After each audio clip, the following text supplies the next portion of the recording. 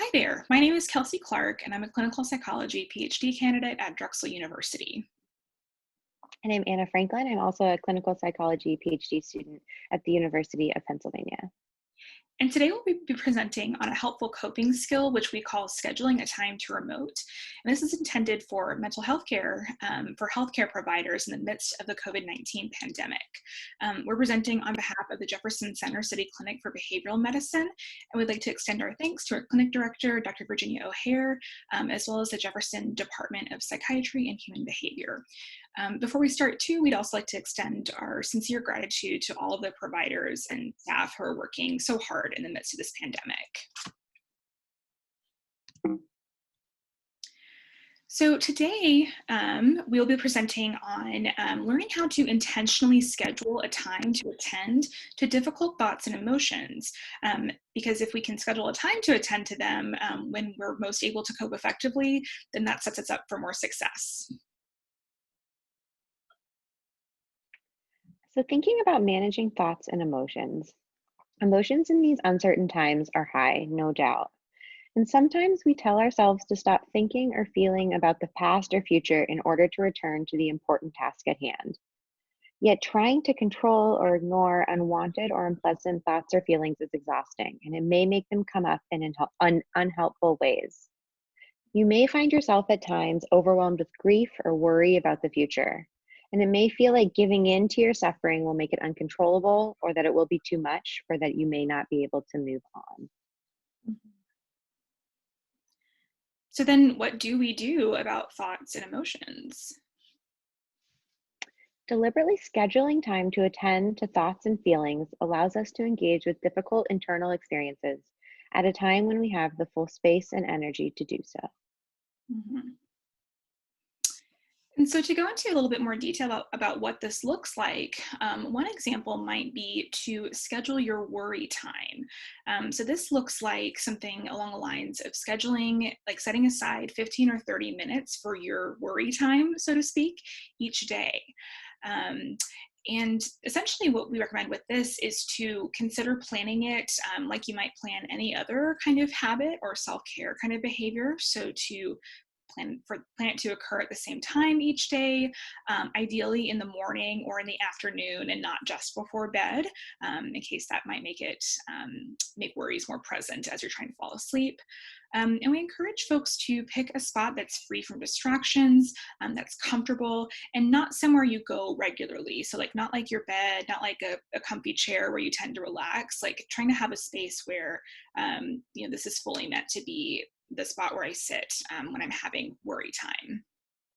And so then throughout your day, once you've set aside worry time, if worries come up during the day, which they're likely to do, the task is to then notice that those worries are coming and then let them go until you have your scheduled worry time. So, if I'm at work and a worry pops into my head, then I just say, okay, I'm noticing that I'm anxious about XYZ, and I'm going to remind myself, okay, I'm going to attend to that. I'm going to pay attention to that. But at the time that I choose, I'm going to put that aside for my worry time later today, and I'll think about it more then. And you can even consider, writing down some of your worries to remember them for later. That way you don't forget to come back to them. So this could look like a note in your phone or even a handwritten note. Now, during the worry time that you set aside, write down all of your worries and really let yourself use this full window to worry. This is your time. You don't have to solve them, but if your mind does go there, that's okay. You can let it. And then if it feels right, once you've written out all of your worries and taken up that full 15 or 30 minutes with fully devoted to worry, take a moment to examine what you've written. Are there patterns, common topics? What do your worries tell you? Let this be useful information if needed, and if not, it's okay to set that aside as well. And a couple of other tips and tricks for these worry times. It's important to remember that you only have to worry if you feel like you must. If it comes time for worry time and the worry is no longer bothering you, then there's no need to spend additional time on it. It's also helpful to remember that at the end of your scheduled worry time, so after those 15 minutes or 30 minutes have gone by, it's time to stop. And then it's time to move on to another task, another thing to focus on. And then if that feels difficult in the moment, just remind yourself you'll have a time to worry again tomorrow. You'll have this scheduled time each day, so then you can plan for it accordingly. Now, for another difficult emotion, experience, sensation, or the associated thoughts could be around grief. Now, scheduled grief time is really similar to the idea of scheduled work time.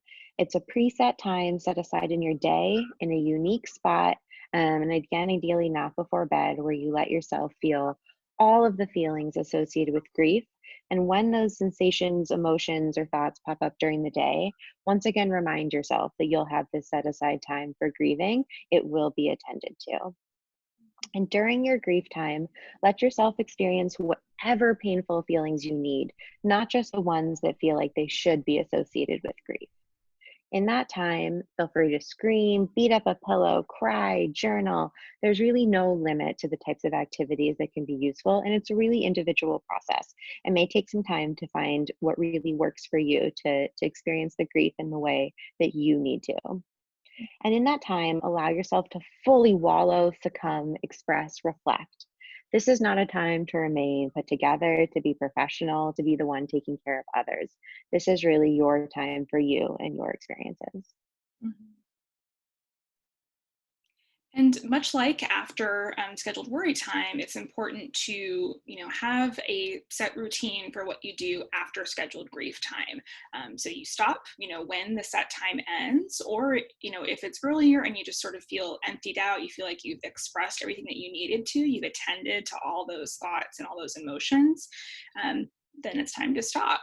And afterward, it can be really helpful just to sort of change your mindset or change what you're focusing on. It can be really useful to do something to change your physiology. So maybe taking a nice hot or cold shower, maybe washing your face with cold water, going for a brisk walk, doing something to to sort of change the mindset that you're in after this scheduled grief time.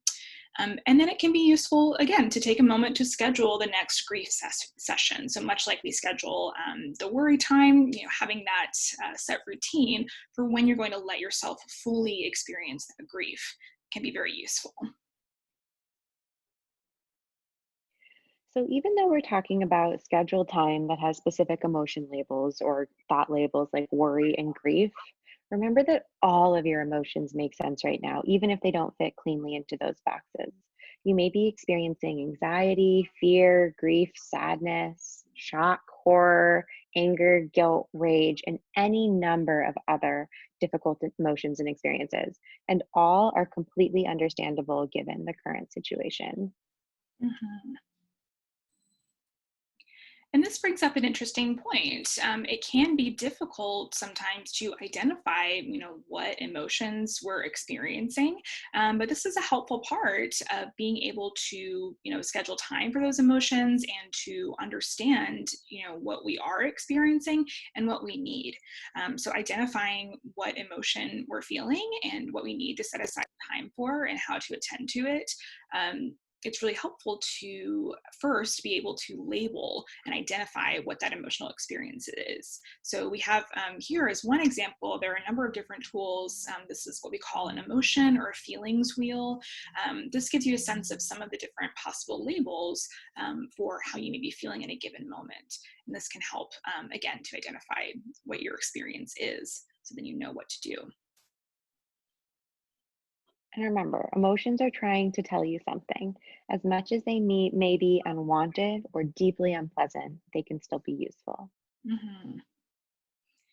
And so, yeah, so trying to figure out, what are your emotions telling you? They're meant to communicate something to you.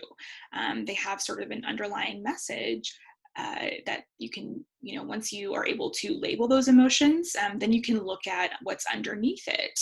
So, for example, maybe if you're feeling angry, anger is often an emotion that comes up when a person feels wronged or feels that something is unfair or when they've been blocked from a specific goal. Fear is another great example. Fear comes up when individuals feel threatened, when they're faced with something new or unfamiliar, or when they feel as though they're at risk.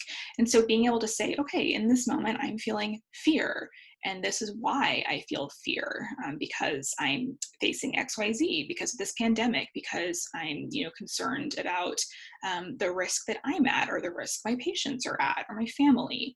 And then being able to label your emotion, understand where it's coming from, then that helps you to see, okay, what do I need to do to fully experience this. So using maybe scheduled worry time or scheduled fear time in this example. And then you can see, what do I need to do to maybe address this? So is there something that you could do to address, how you're feeling afraid of something? And then once you've done this whole practice is meant to sort of build up to a time that you can, fully be able to experience these things, to allow for fully being able to process emotions even when they're uncomfortable, like Anna was saying. And the hope is that over time, being able to build this practice will enable you to have a more healthy coping kind of relationship with your emotions and other internal experiences.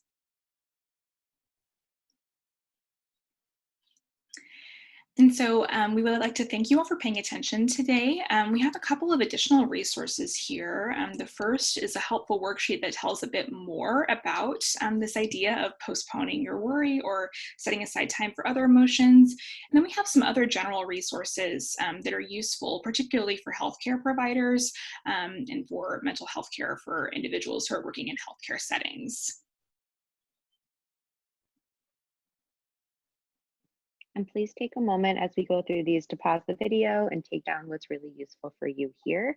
As Kelsey noted, they range from specific to the skill to general, to other resources for other crises you may be experiencing or others around you may be experiencing. So we hope these can be useful.